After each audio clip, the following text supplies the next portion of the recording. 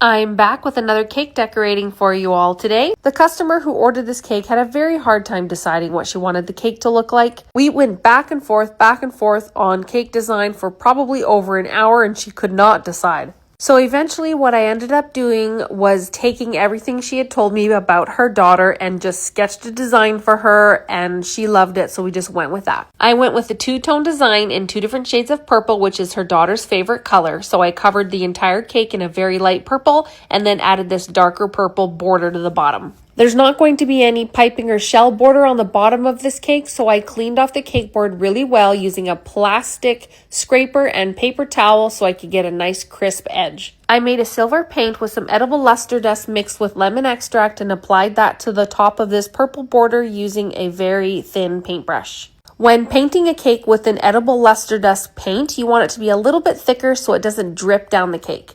Now using a low temperature glue gun, I am gluing the champagne bottle to the cake board.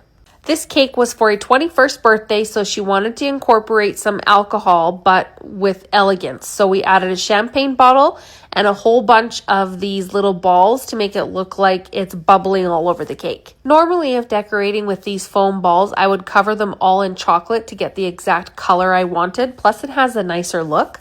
But I was going to be gluing them to the champagne bottle, so I decided to use them as is. This took a really long time, so I'm just going to skip over the middle part here so you can just see the beginning process and the end. When adding these foam balls to a cake, sometimes there's a little bit of like residue or glue on the wire part of it, so you have to clean that off before you stick it inside the cake. I had to specifically order every element that I put on this cake because I don't use these colors. I don't use silver on cakes. Almost every customer orders gold. But when that happens, I never charge the customer more because I don't put every single element that I ordered on their cake. I just charge my basic price for cake toppers. Using a silver luster dust mixed with lemon extract, I'm adding a splatter to the dark purple part of the cake and a couple of silver butterflies.